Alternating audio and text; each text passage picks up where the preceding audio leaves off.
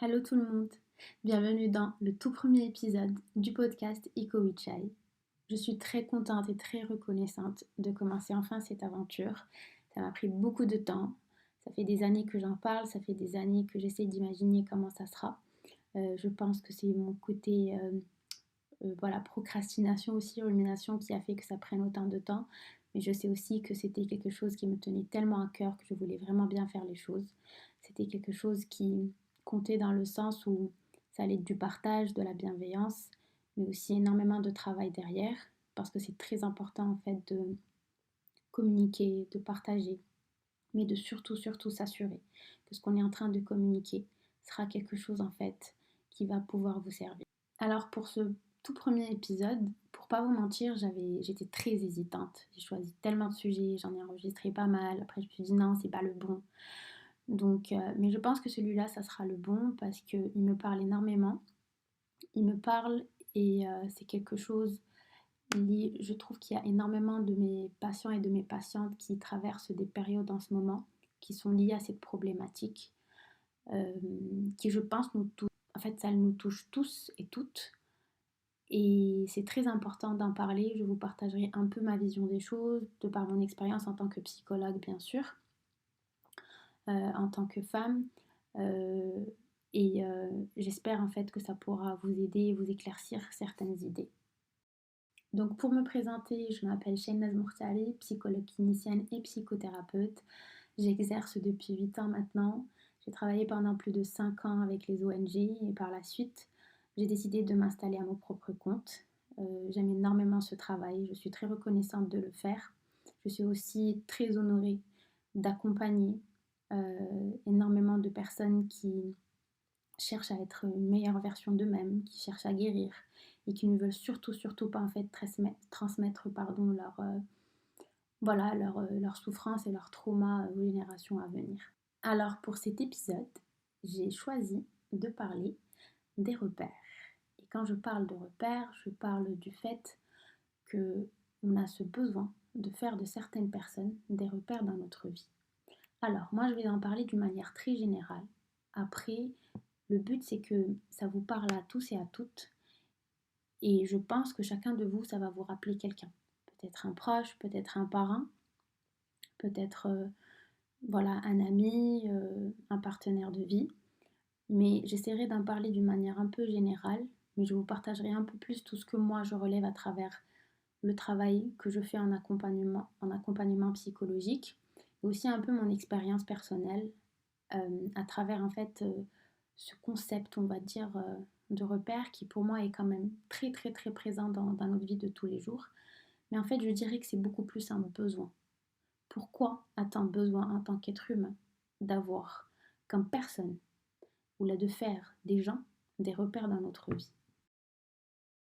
Bon, déjà le mot repère, il vient, c'est un jeu de mots qui en psychanalyse fait référence surtout au père, repère. Ça veut dire toujours revenir un peu à cette source de sécurité, ce point de départ.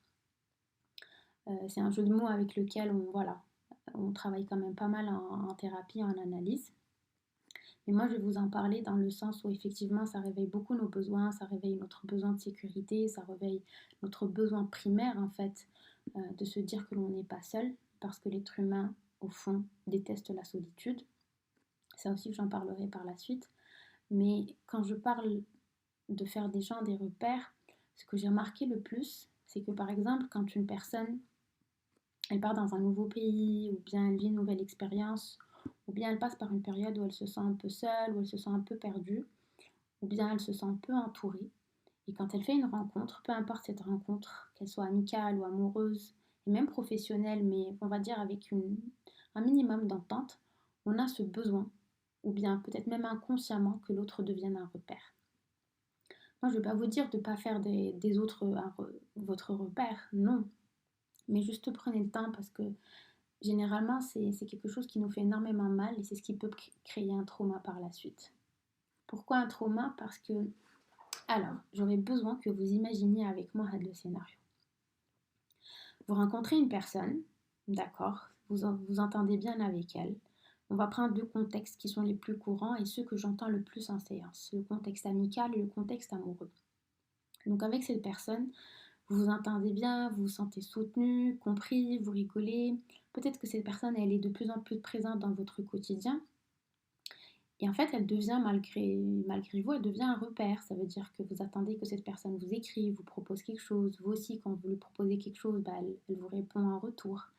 Et petit à petit, cette personne, elle commence à prendre de la place dans votre vie. Ce qui fait du bien. Voilà. On est nourri par cette attention, on est nourri par le fait d'avoir voilà, un lien avec une personne, de se dire que voilà, c'est peut-être une relation amicale ou amoureuse qui va aboutir à quelque chose de bon et quelque chose qui fera que voilà, on se sentira plus seul. Mais malheureusement, ce qui arrive la plupart du temps, c'est que ça commence un peu à mal se passer ou bien on commence à voir certaines choses, pas qui ne nous plaisent pas, parce que je pense qu'on est très souvent tellement dans le besoin ou bien on idéalise tellement l'autre personne qu'on est même prêt à renoncer, on est même déjà prêt à se sacrifier afin de garder l'autre personne dans notre vie. En fait, pourquoi j'ai eu l'idée d'en parler? Parce que hier, j'ai échangé avec une patiente et elle a quitté son pays il y a quelques temps. Et voilà, pendant qu'on en discutait, elle parlait des rencontres qu'elle a faites. C'était plus un cadre amical. Mais ce que je lui ai dit, mais par contre c'est parce que je la connais quand même depuis plus de 2 ans qu'elle est un suivi, je lui ai dit en fait, j'ai ressenti ce besoin de lui dire fais-en une compagnie et non pas un repère. Et je pense que ça a beaucoup résonné en elle parce que vu tout ce qu'elle a vécu avant, elle a compris que si encore une fois elle refait de quelqu'un un repère, elle sera à nouveau perdue rapidement. On n'est pas en train de dire en fait qu'avec cette personne-là, ça va pas bien se passer. Pas du tout.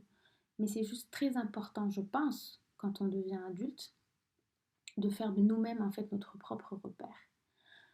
Déjà, quand on s'attend à ce que l'autre représente autant de choses dans notre vie, dans un temps, on va dire, assez rapide et assez précoce, je dirais même, vous mettez tellement d'attentes que je pense que de l'autre côté, l'autre personne arrive à le ressentir. Dernièrement, durant une formation que je suis en train de suivre, en faisant des jeux de rôle, et j'ai compris, j'ai réalisé énormément de choses. En fait, j'ai réalisé que l'on ne se met pas à la place des autres.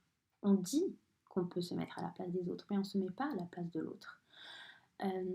En faisant des jeux de rôle, et ce que je trouve ça super intéressant, on le faisait même durant mes études en psychologie, on apprend beaucoup de choses, mais quand tu te mets à la place de l'autre, on ne te demande pas juste de jouer le rôle en fait, mais de vraiment ressentir les émotions que l'autre personne est censée ressentir.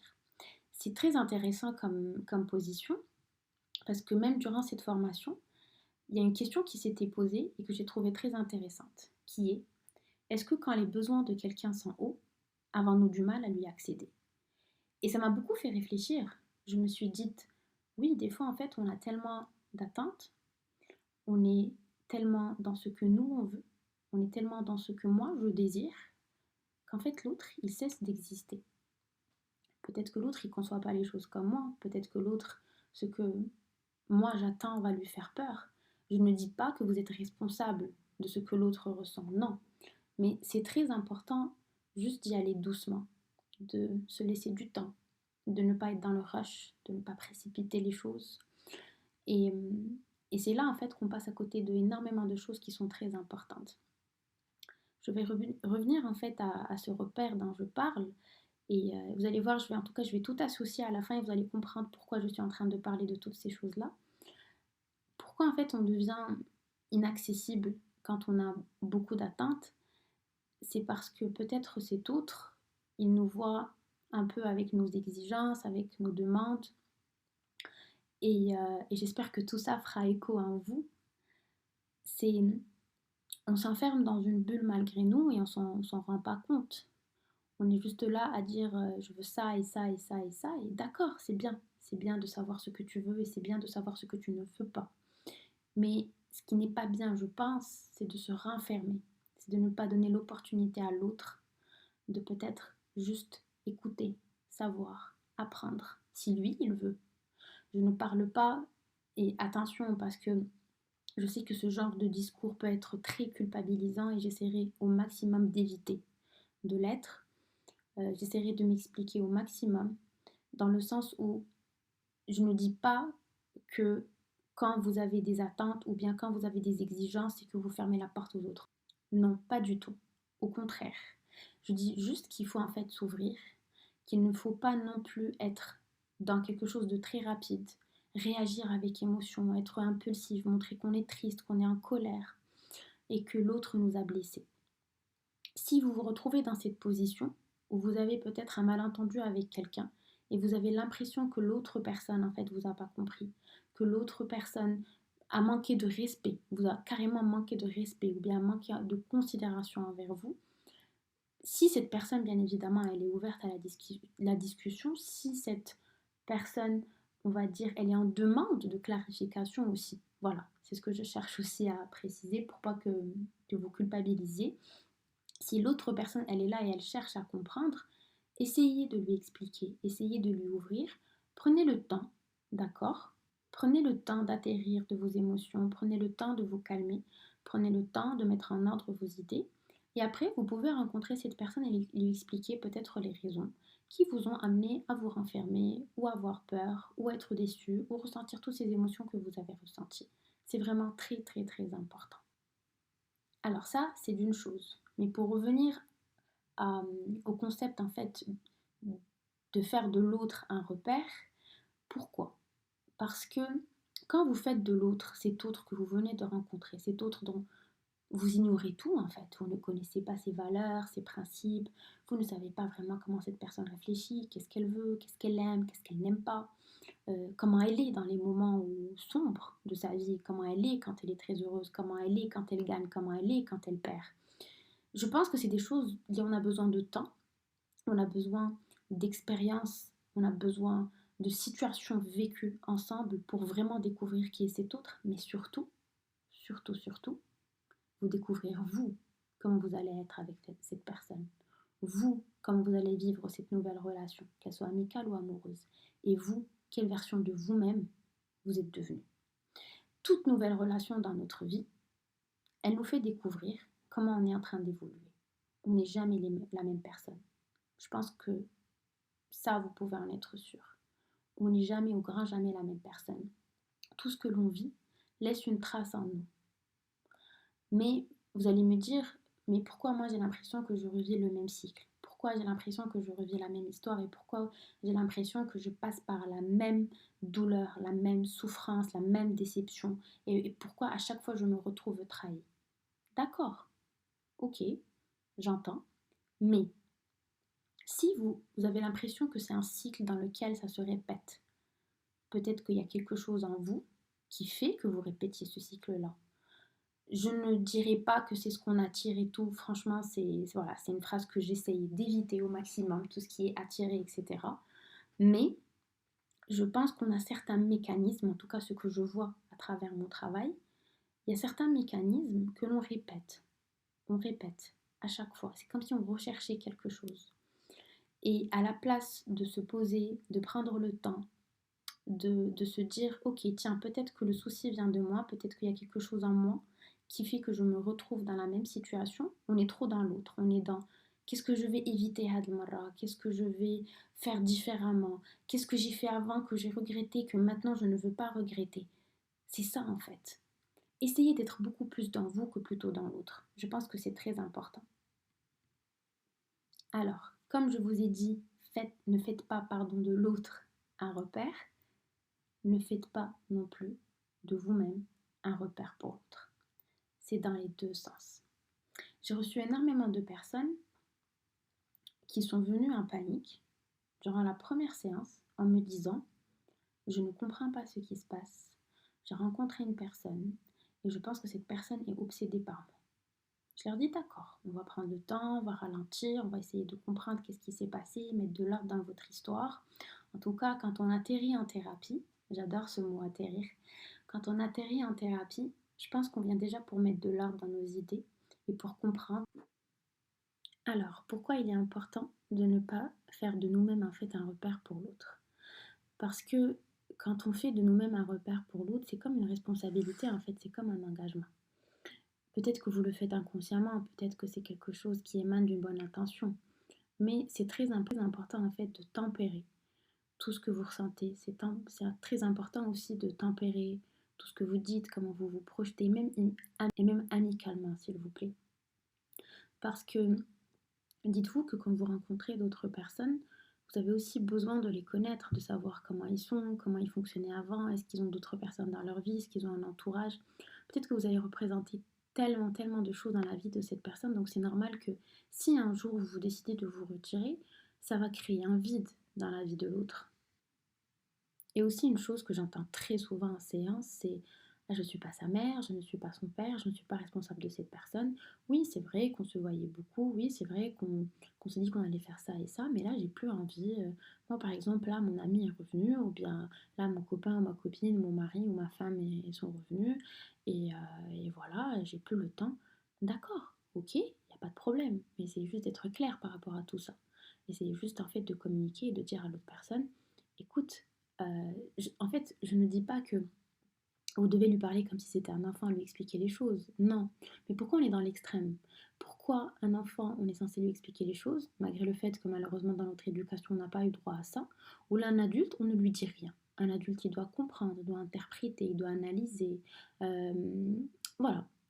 En fait, on n'a rien, on n'a pas de compte à lui rendre. Oui, d'accord, on n'a pas de compte à lui rendre. Mais par contre, c'est important d'être clair, c'est important d'être transparent, c'est important de se dire, par exemple, moi, cette période, voilà, peut-être que je suis seule parce que je sais pas, la personne avec qui j'ai l'habitude de faire beaucoup plus de plans et de projets, bah, elle n'est pas là, mais une fois qu'elle est revenue, bah, on va revenir à nos projets. Comme ça, l'autre personne, en fait, elle sait à quoi s'attendre. Pourquoi je parle de ce sujet-là? C'est vraiment, en tout cas, d'ailleurs, le podcast porte le nom de l'écho. C'est toutes ces choses, je pense, on a besoin en fait de se les rappeler dans la vie de tous les jours.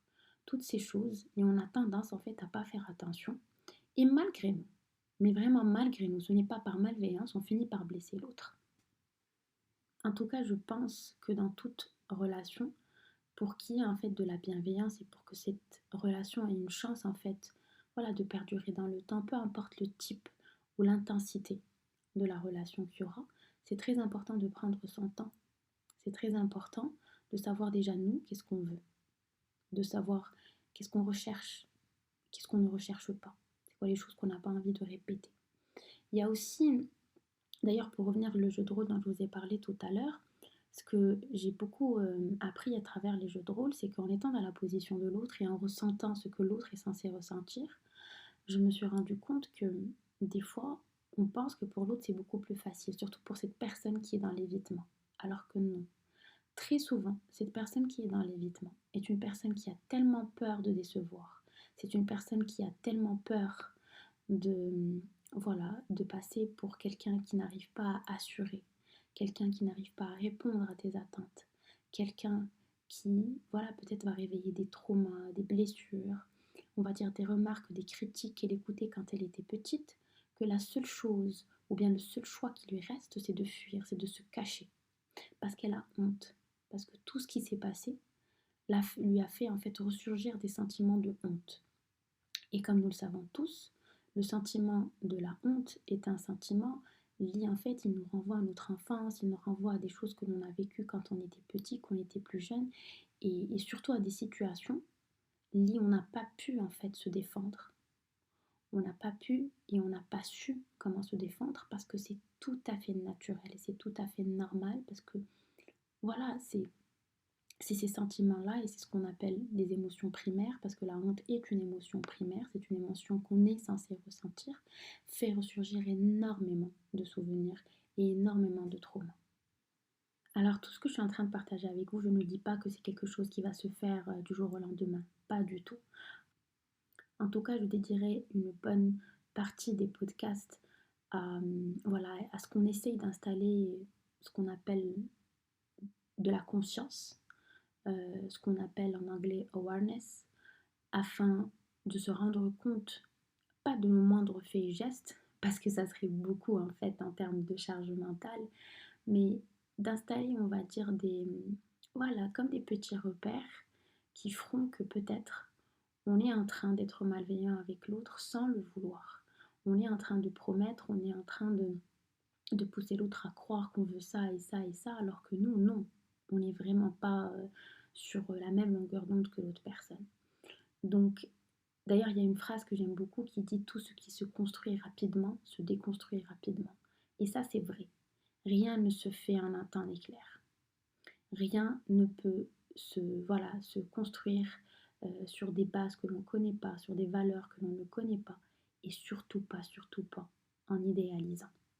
On ne peut pas en fait construire quelque chose sur un mirage, sur quelque chose. Les trdelles d'ici demain, en fait, elles s'effritent. Et après, on va chercher un coupable. Parce qu'on ne va pas accepter que c'est nous. On ne va pas accepter qu'on a une grande part de responsabilité dans cette histoire. Non, on va dire que l'autre m'a promis, que l'autre m'a fait, et que l'autre, il a fini par partir. Et c'est vraiment facile. C'est facile de rendre l'autre responsable et de se dire: moi, je ne suis qu'une victime de cette situation, comme dans toutes les situations qui ont précédé.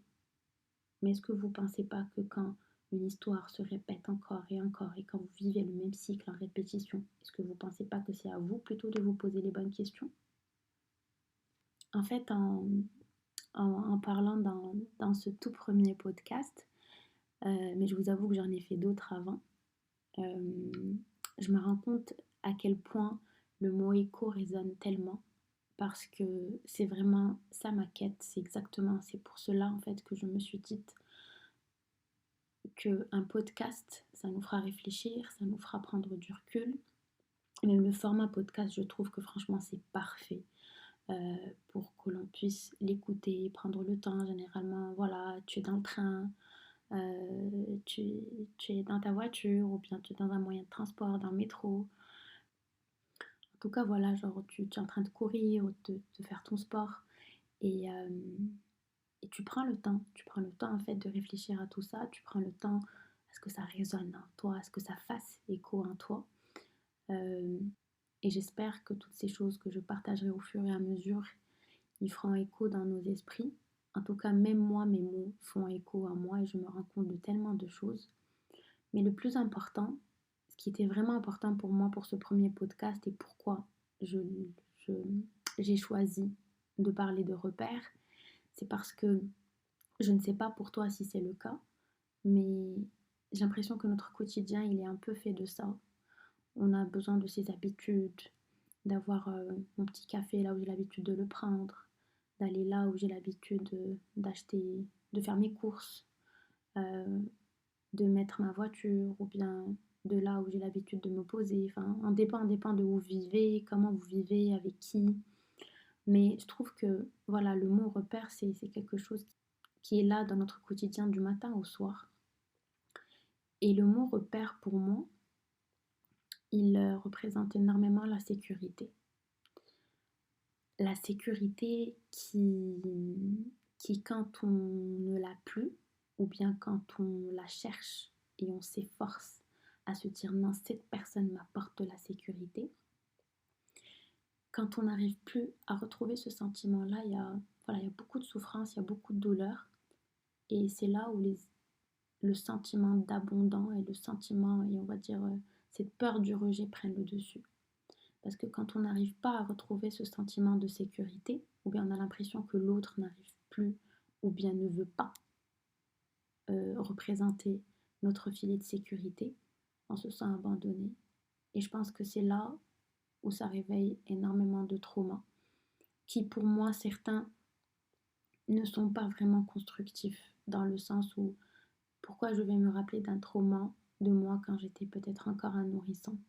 Déjà, je ne m'en rappellerai pas exactement tel qu'il est, mais en quoi ça serait constructif de me dire que oui, peut-être que quand j'étais petit ou quand j'étais petite, j'ai dû me sentir abandonnée, parce que ça reste que un sentiment. Alors dites-vous que comme quand vous étiez enfant et vous avez dû ressentir un sentiment qui peut-être n'était pas si réel que ça, parce qu'on vit dans le quotidien, dans l'interprétation, dites-vous que même maintenant en étant adulte, il y a énormément d'émotions et de sentiments que vous ressentez qui ne sont pas réels.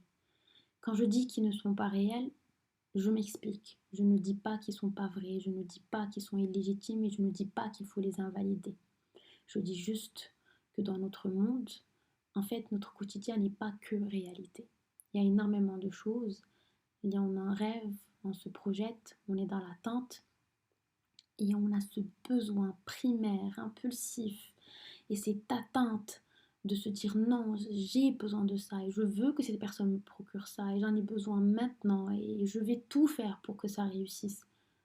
Ok, c'est plein de bonnes intentions, mais je pense que là, de nos jours, on a assez compris qu'on ne peut rien obtenir en forçant les choses. Donc pour finir en fait ce tout premier podcast sur une belle note, ce que j'aurais à vous dire c'est prenez votre temps, écoutez-vous, ne soyez pas dans le rush, laissez les choses venir jusqu'à vous. Ne vous en voulez pas, ne vous dites pas est-ce que j'en ai fait assez, est-ce que j'aurais dû peut-être faire plus d'efforts, en dire plus. Si ça s'est pas fait, c'est que c'est que vous n'étiez pas prêt à le faire.